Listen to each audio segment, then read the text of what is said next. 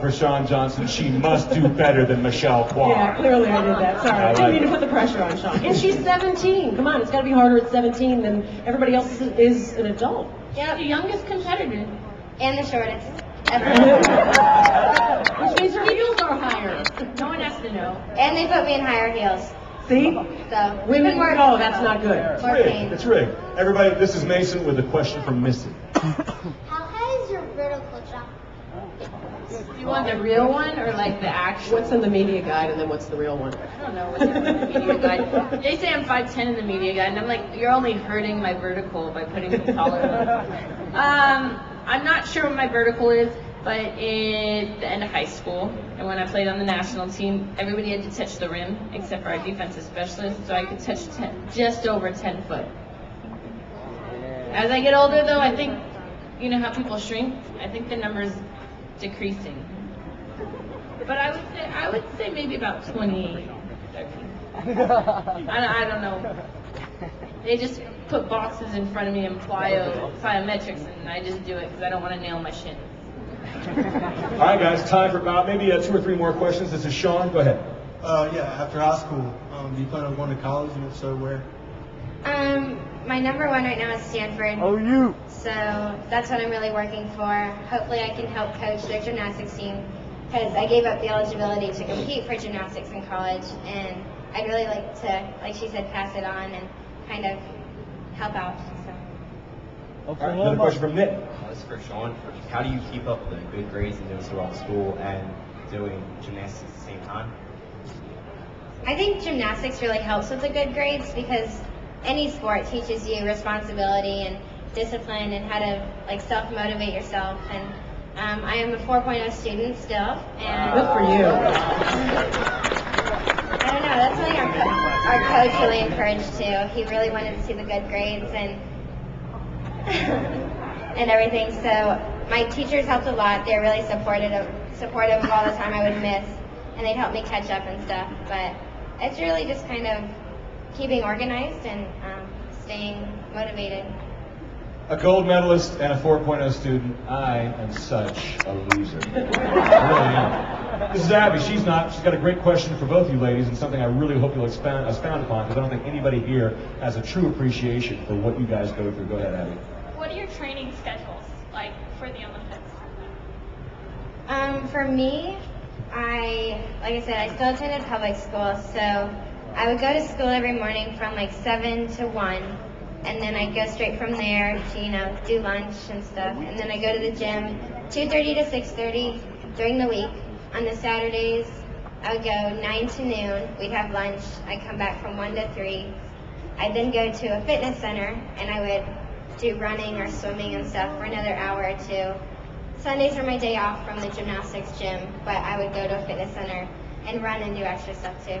So it's just constantly keeping in shape and working on anything you could. It's my job. I don't win a tournament. I don't get a paycheck. So I gotta, it's 9 to 5. So I would leave the house sometimes 7 in the morning and not get back till 7 at night. I practice with Carrie in the morning. I'd have to drive an hour to practice first off, meet up with Carrie.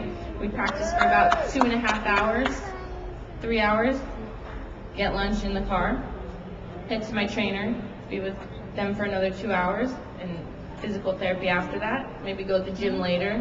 So I'm not getting back to the house till about 6 or 7 at night. It's a commitment. You don't sign across the dotted line, but it pays off in the end. Second to last question from Lisa. Hi, I know, Shawn, you said that your weakest event was bars, and I just wanted to know, for both of you, was there ever like a specific weakness or anything like that, and how did you overcome it? For me, it was just kind of staying in the sport in general, because going through high school and middle school and stuff, your friends are going to movies and going to football games and stuff, and for me it was always hard because I was the one that couldn't do that, and that was a huge thing for me back then. And well, not back then, it's only like a few years ago. But so it was hard for me to stay really motivated, but I did end up always going back and saying I love the sport, I don't want to get out of it. But there was always times where I questioned whether I wanted to continue, and I would take a day or two off, and then I'd be like, no, I'm flipping around the house now, so I need to be back in the gym. So it was just staying motivated to keep going, but it did pay off big time. I don't know, I think in our game, like, I don't think I'm as good as everybody else. They're like, oh, you're great. I'm like, no, I have to improve. And they're like, what can you improve upon? And from each tournament, I want to improve on everything. Why? Because you got to stay one step ahead. I would say what I've had to work on the most is just more of the mental game, not so much the physical. I'm one of the shorter players, so I'm going to get served a lot. So how can I be hitting at the same or jumping the same at the beginning of the tournament as the end? So I've had to work on just maintaining power and getting in better shape to outlast, what's coming at me. Final question from the audience. It's a great one for both of you. Logan, go ahead, buddy. How you doing? Shawn met you yesterday. Just wanted to say, I was curious, what was it like when y'all got home, just coming back from Beijing, that mountaintop experience, how great it was for both of y'all? What was it like when you got home and for you going to school, and you going back to just regular life without all the crazy media stuff and everything? I mean, what did it feel like? Did you kind of, was it kind of post-Olympics depression or what? Definitely.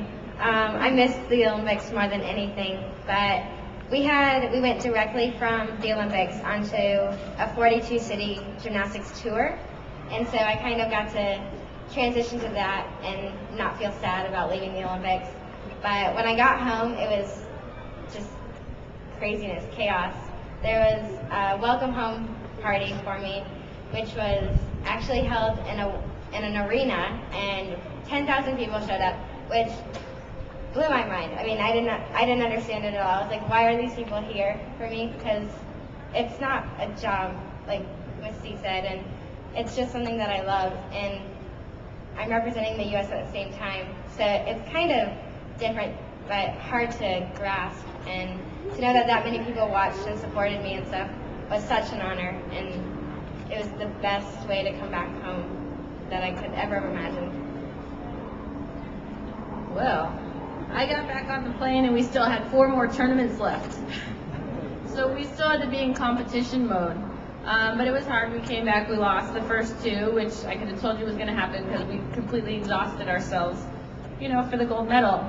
But after those 4 weekends, I went right when I got home, I hopped on a plane, saw my husband for like 12 hours, came back, competed, and then I went to Dancing with the Stars and was there for the 2.5 weeks, 3 weeks until I got hurt. And so, I got hurt. Maybe it was a blessing in disguise.